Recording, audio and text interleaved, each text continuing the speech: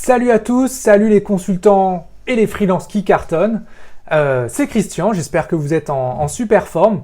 Aujourd'hui, on va voir ensemble un sujet qui a trait à la notoriété et vous avez voté pour les avantages à être peu connus.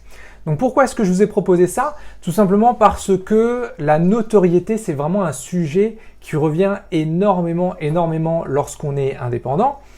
Oui, mais Christian, en fait, moi, j'arrive pas parce que je suis pas connu, j'arrive pas parce que je suis tout petit, j'arrive pas parce qu'en face de moi, il y a des gros, j'arrive pas parce que sur Internet, personne me connaît, et bla, et bla, et bla. Pour toi, c'est plus facile, tout le monde te connaît, tu ressembles à Brad Pitt, ou pas, voilà. Mais bon, en tout cas, c'est ce qu'on va voir là. Les avantages à être peu connus et surtout, je vais vous filer une vraie stratégie. Juste après, ça.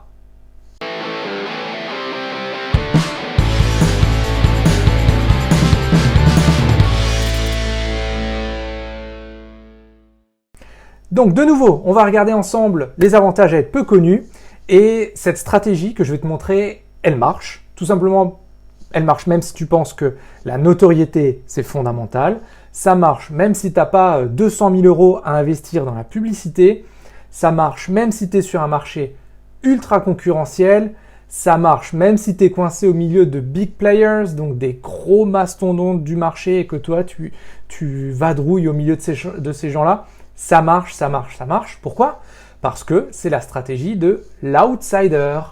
Alors la stratégie de l'outsider, elle se divise en 3 points. Le premier, c'est l'effet de surprise. L'effet de surprise, et ça c'est l'avantage, un des avantages à être peu connu, cet effet de surprise, il permet quoi?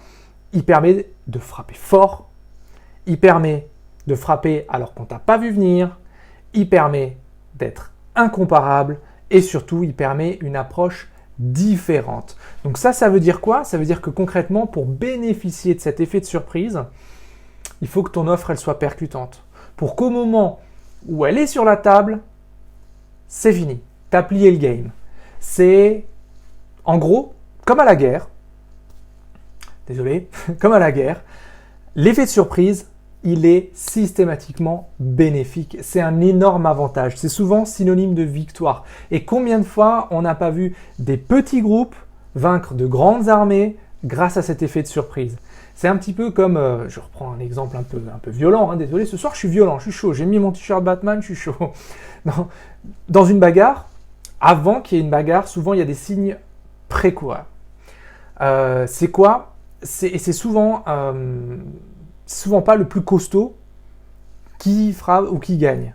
C'est souvent le plus malin.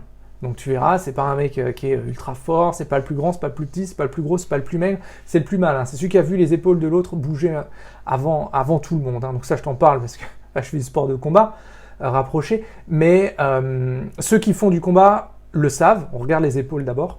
Et donc là, j'insiste beaucoup sur cet effet de surprise. Pourquoi? Parce que si tu es le premier à réagir, ça marche. Mais surtout, si on t'a pas vu venir, c'est encore mieux. C'est encore mieux. Donc, fais en sorte que ton offre soit un effet de surprise. Ok? Ça, c'était le premier point. Deuxième point, c'est savoir où aller. Savoir où aller, c'est quoi? C'est choisir tes cibles, choisir les bonnes cibles. Ok? Et c'est surtout choisir les bons canaux. J'en ai parlé dans une vidéo précédente. Une fois que tu as ta cible, une fois que tu as tes canaux, tu as ce qu'on appelle donc une offre ciblée. Et ça, c'est la clé. C'est une des clés. Si tu as plusieurs offres, tu es condamné à vivoter. Si tu as une offre qui est très généraliste, tu es condamné à vivoter. On en parlait dans le groupe aussi. Est-ce qu'il vaut mieux être un généraliste ou un spécialiste? Bien évidemment, c'est le spécialiste qui va beaucoup mieux se rémunérer et qui va être considéré comme une référence sur son secteur. Ok? Sans avoir pour autant à écraser les autres. Mais donc, du coup, là, avoir ton offre ciblée et ton offre percutante, c'est juste la clé. Donc ça, c'était les 2 premiers points. Troisième point, et peut-être aussi le plus important, c'est savoir comment séduire les gens que tu as en face de toi, comment créer cet achat émotion, cet achat coup de cœur, cet achat feeling, cette impulsion. Parce que je le rappelle, ce qui fait vendre, ce n'est pas la raison, c'est l'émotion. Les gens achètent une émotion ou une réponse à une émotion. toi, regarde, les derniers achats que tu as faits, grands ou petits, c'est souvent basé sur une émotion. Ça peut aller d'un achat très cher, comme une maison. Oh, on a eu un coup de cœur pour cette baraque. Super, un coup de cœur à 1,5 million d'euros. C'est cool, c'est un coup de cœur. Ou alors, oh là là, j'ai eu un coup de cœur pour ce petit sac à main.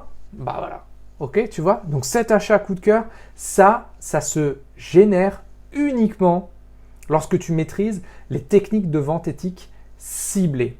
Tout ça, par exemple, alors j'en parle énormément dans le programme Shoryuken, tu le connais maintenant, c'est ce que je vous apprends dedans, dans ce programme Shoryuken. Pourquoi ? Parce qu'en tant que petit, il faut qu'on soit différent. Différent. Si on n'est pas différent, eh ben, on est condamné à vivoter, voire à mourir. En gros, ce que je te propose, c'est, tiens, garde à l'idée qu'on s'offre des petites choses par plaisir. Regarde le petit sac à main que j'ai trouvé. Tiens, j'ai découvert une petite bière là. Tu m'en diras des nouvelles. Tu vois, petit. Toujours. En gros, je te conseille, et dans le Shoryuken, je te le montre, soit le petit plus qu'on s'offre et pas l'investissement qu'on compare.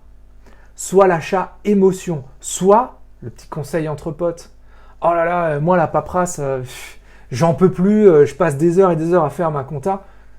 Et l'autre qui dit, mais attends, je connais une secrétaire indépendante là, tu vas voir, elle va te régler ce problème en 2 temps 3 mouvements, tu l'appelles, tu viens de ma part. Soit ça, soit le bon plan qu'on s'échange entre copains, entre copines, la fameuse esthéticienne, le fameux coiffeur, soit ça, soit la start-up.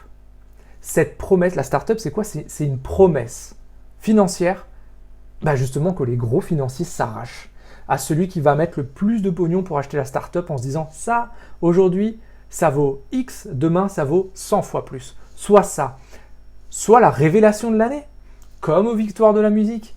Pareil, souvent, c'est quelqu'un qui va performer par la suite. Soit ça, accepte d'être le petit, joue dessus, fais en sorte qu'on ne te voit pas venir, et au moment où tu es là, c'est trop tard. Tu as remporté le marché. Il y avait 2 gros en face de toi, bah c'est toi qui l'as pris. Pourquoi ? Parce que tu as été atypique, tu as été différent. Tu vois ?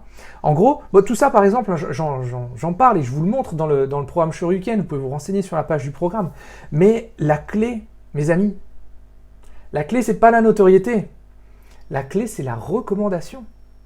C'est le « oh là là, tiens, franchement, j'ai encore un problème avec la bagnole. Attends, je connais un garagiste, il est top, appelle-le, tu viens de ma part. » Ou « tiens, j'y crois pas, l'assurance, elle a encore augmenté. Attends, j'ai un copain assureur là, je te donne ses coordonnées, tu viens de ma part. » Soyez ça, c'est ça. Et tout ça, pareil, je vous le montre dans Shoryuken, je vous montre comment est-ce qu'on génère de la recommandation avant que le job soit fini. C'est ça le plus important. On génère de la reco tout de suite.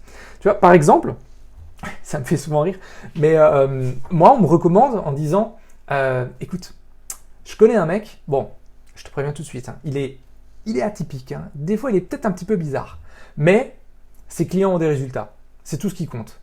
Et après, les gens ils viennent me voir pour ça.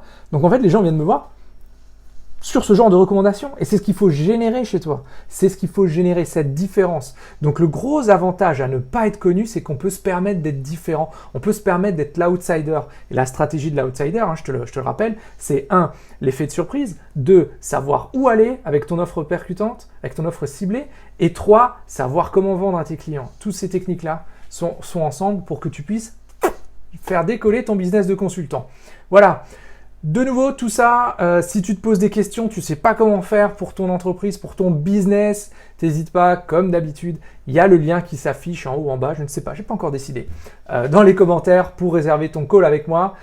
C'est gratuit, on passe en revue où ça bloque dans ton entreprise. Si je peux t'aider, je te montre ce qu'on peut faire ensemble. Si je ne peux pas t'aider et que je connais la personne qui peut t'aider, eh ben, je te file ses coordonnées. Parce que tu vois, la reco, c'est ça.